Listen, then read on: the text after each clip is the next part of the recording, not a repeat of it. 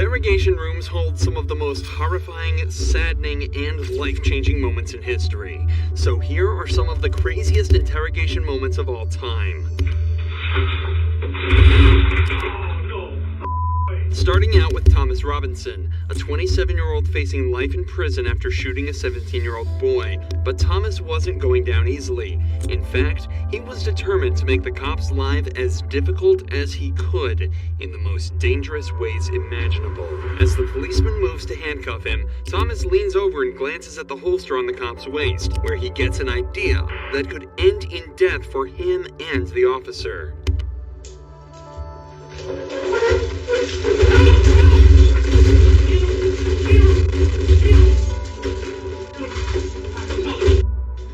I'm good. Couldn't get it. Thomas made a leap for the cop's gun, but due to safety features built into the holster, he wasn't able to get it out. After a short struggle, 2 more cops entered the room with tasers to subdue him. He was eventually restrained without further issue. This obviously just looks like a case where the suspect wanted to escape and was prepared to do so by any means necessary. But take another listen to what he's saying as he's fighting with the cops. If he was really trying to escape, it's unlikely he'd be repeating the words "kill me" from the get-go. Instead, it's possible that Thomas was so terrified of his sentence and the position he was in that he made the radical move to scare the officers in hopes that they'd shoot him and spare him from what's to come. Bringing a firearm into an interrogation room is an incredibly foolish idea, and the majority of police departments forbid it for the safety of the detectives.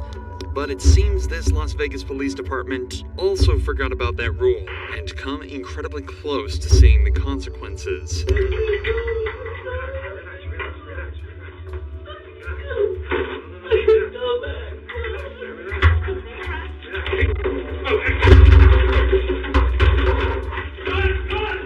This man, convicted of killing a 2-year-old boy, actually managed to retrieve the gun from the detective's holster, resulting in a mad scramble to get it back off him. It took 3 separate officers and multiple punches to the head to reclaim the firearm.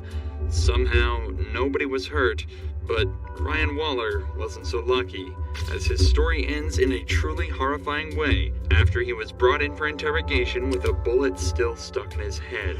You're telling me they shot you with a revolver in your eye? Yes. Is it a BB gun? No, it was a real gun, man. It was just a revolver. They shot you in the eye. You wouldn't be talking to me right now. It was most likely you'd be dead. But little did police officers know, he was actually telling the truth.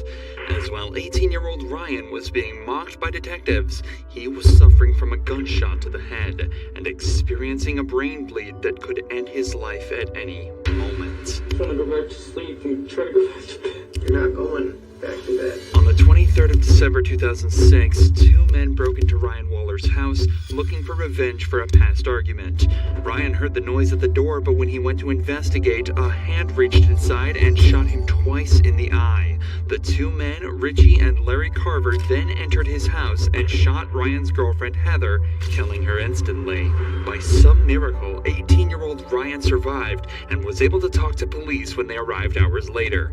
Given he'd just been shot in the head, he told them he had no idea what happened, but instead of being taken straight to the hospital, he was taken to the police station and interrogated for the longest hour of his life. Before the interview started, Ryan was left in the room alone. He squirmed in pain for 20 minutes straight, and worse yet, he was handcuffed to the desk and unable to scream for help.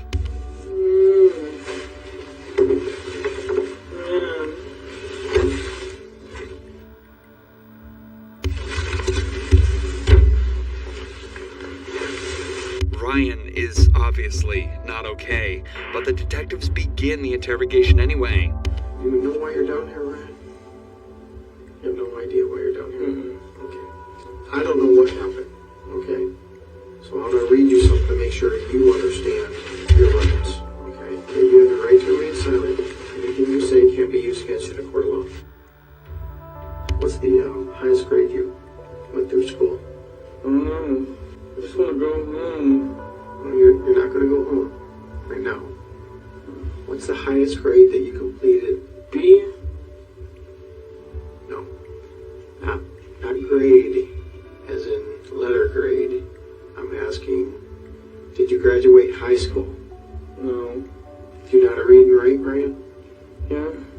way the detective is talking to Ryan implies that he knows something is wrong. He's raising his voice slightly, slowing down, and talking in very simplified language just as you would a child. Yet even with the massive red mark around Ryan's face and the dazed responses he's giving, the detective still decides that nothing is wrong and continues questioning him. Do you have a girlfriend?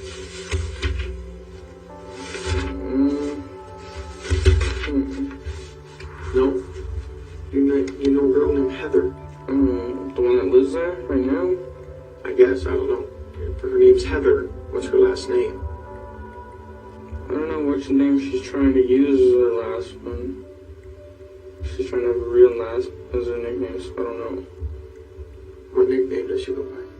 She probably wants the last name, Kyman. Kyman? How old is Heather? 16 or 17. What happened to your face? I don't know. You told the officer just a few minutes ago that someone hit you. Do you remember who hit you? I think it was Heather. Why would Heather hit you? It was an accident. I forgot why. What was an accident? Heather's last name? No. What was an accident? Heather hitting me. What happened for her to hit you in the eye like that? She just hit me in an accident. She was giving Christina a head. She was what? She was helping Christina with her hair or something. I don't know. Who's Christina? She's on the couch. Christina's on the couch. Ryan and Heather lived with another person whose name isn't public. There's a possibility that it's the Christina he's referring to here, but either way, nobody else was home at any point of the night of the attack. Ryan is clearly suffering traumatic brain injury, and it's astonishing that the detective isn't connecting the dots. Even if it was just blunt force like Ryan is telling him, he still should be checked out by a doctor given how he's acting. But of course, that's not how it happens. Instead, it somehow gets even more messed up. What happened last night? I don't know. You don't know? I really don't. I just want to go to sleep and go to sleep. Who was in the house when you went to sleep? Christina and Heather. Christina and Heather. And Christina was on the couch. Heather was. Heather was on the couch. You told me Christina was on the couch just a minute ago. I don't know, man. I really don't. I really don't. I just want to go and go to sleep, man. You're not going to go anywhere. You know what happened in your house last night? What happened? I don't know what happened. You're all beat up. So tell me what happened. I don't know. I just want to go to sleep, man. There's a dead girl in your living room. She's dead? Yes. Heather? The girl on the couch is dead? I don't know. If she's on the couch, she's dead. Well, these people came over, Richie and his dad, with shooting arrow, bow, and darts.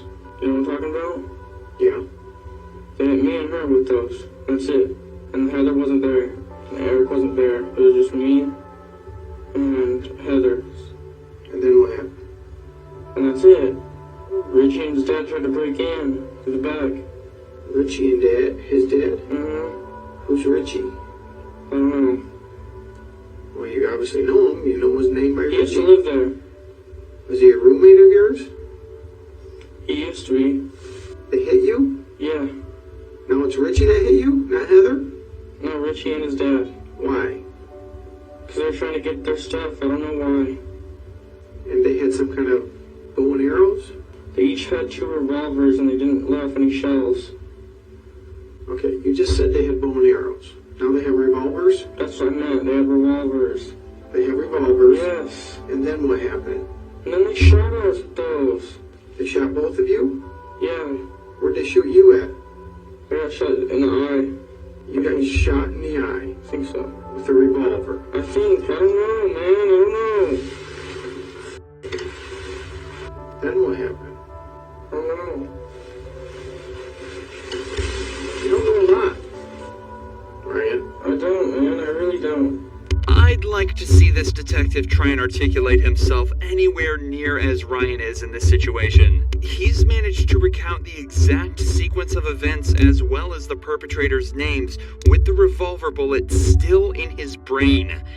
It does sound like an unbelievable story, and that's probably why the cop is essentially laughing at him by now. But that still doesn't excuse any part of what's going on.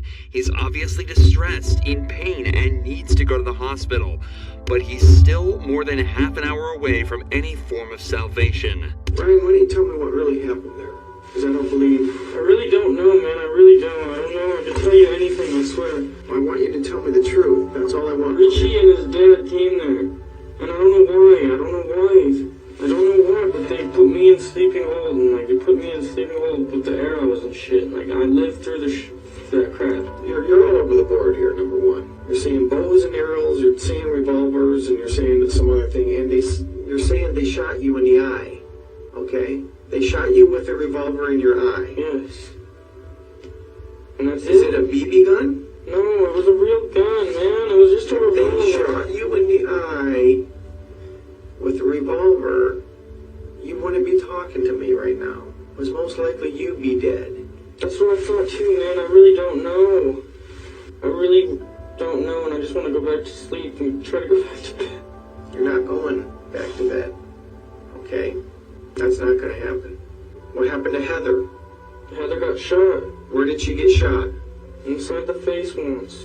She got shot inside of the face? Mm-hmm. How close were you to her when she got shot in the face? It was after I got shot, so I didn't even hear anything. So you got shot first? Uh-huh. And what happened? Did you call 911? Uh-uh. Did you see if she was alive? She was sleeping still, and that's it. I just let her sleep. She got shot in the side of the face and you let her sleep? Yes. This does not make sense, Ryan. I know, I didn't mean to, man. I'm sorry. I didn't know she was passing out. That's because I got shot wrong once, too, and I was gonna pass out. Okay, this is now, not before. You're saying right now you've been shot Yes. in the eye Yes. with a revolver. Yes. Alright. Ryan, you need to start telling me the truth because your story doesn't make sense. I'm trying, man. I don't know. What happened with you and Heather last night? Her dad came and shot the house. And shot her. Mm-hmm. Her dad shot her. Mm-hmm. Alright. And then leaves. Mm-hmm. And what did you do? I tried to go back to sleep. After you've been shot Mm-hmm. in the eye, Mm-hmm. you didn't know enough to call 911. Mm-mm. Ryan, look at me. Ryan, Yes. I don't know, man. I really don't know. why did you shoot Heather, Ryan? I didn't shoot Heather. She was already shot once by her brother, I swear. Richie. Yes. Richie shot his own sister. Yes, I swear. That's it. Sit down. Not me. And you've been shot in the eye. Yes. Put your legs down. Put your legs down. Bring your face closer. Oh, my head hurts. Okay. Yeah, be right back. Finally, the detective at least considers the fact that Ryan might be in some form of physical distress. He leaves the room to ask for an ambulance and returns momentarily to try and get a few more details about the shooting. Ryan clarifies that Heather isn't related to Richie or his dad, and that he's got no idea why they attacked him that evening. 10 minutes later, the fire department arrives to take a look at Ryan's injury. And he's acting like he has a serious head injury, which would make sense. Which you guys confirm. Ryan. Yeah, we'll take him. I don't know why. Yeah, we can tell. Been done all. Has it been like that before, or just happened tonight? It's like this for like a day or so. What so it happened? What the other night? I don't know. You don't know what happened. Were there guns around? This kid Eric did it. I don't know how he did it exactly. I might have been shot. I don't know. Ryan gets his blood pressure taken, and finally, after 56 minutes of unnecessary and ultimately deadly interrogation, He's taken to the hospital. Upon inspection at the hospital, doctors immediately realized his status was critical and that he also had indeed been shot in the eye. They also told his father that he'd contracted an infection that could have been prevented had he received proper care. Ryan stayed at the hospital for 35 days and lost part of his brain and his left eye. Worst of all, though, he experienced regular seizures from the day he left the hospital until 2016, when one finally took his life. Richie and Larry were both given life in prison without the possibility of parole. Ryan's father also sued the police department, but as is so often the case, he only received a fraction of the punishment, less than 3 years in prison. Many people believe this officer should be charged with assault and possibly even murder, and that 3 years is absolutely not enough, especially compared to cases like Reed Durrance, who's facing up to 30 years in prison after attacking a cop.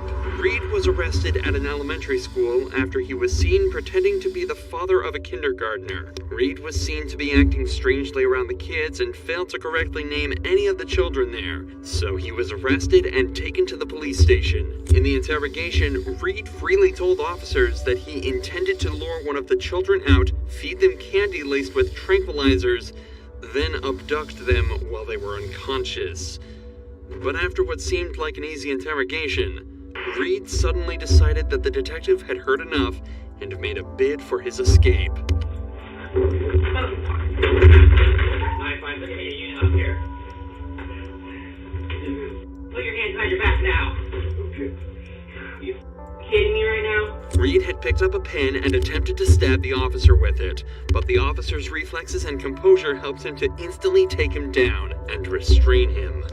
That, and the fact that the pen isn't the most effective weapon. Either way, Reed was arrested and charged with attempted kidnapping, and now a felony count of assault. He's currently awaiting trial and facing up to 30 years in prison. Reed's escape obviously didn't end very well for him, but the story is different for Quantrell Schwartzlow, who managed to escape the cops faster than anyone in history. Quantrell was brought in for strangling a girl and assaulting her, a crime he clearly didn't want to be convicted of.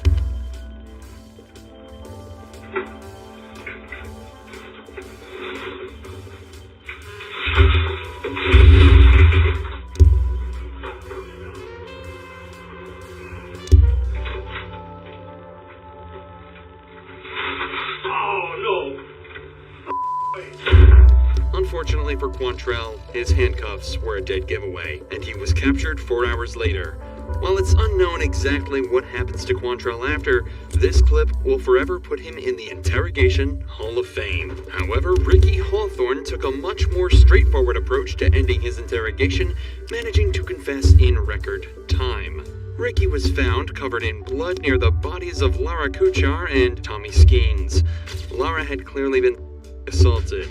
Ricky's DNA was also found at the scene, so police had no worries when bringing him in. Surprisingly though, Ricky would make it even easier for them.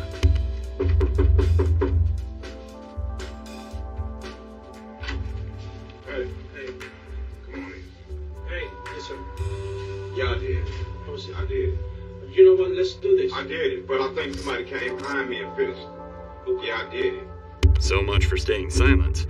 However, Ricky is alleging that he wasn't actually the murderer. He just attacked the couple and assaulted Laura. It was someone else that finished the job. Even though the evidence was stacked against him, he still would have had a better chance of getting away with it if he just stayed silent. There's 3 more people.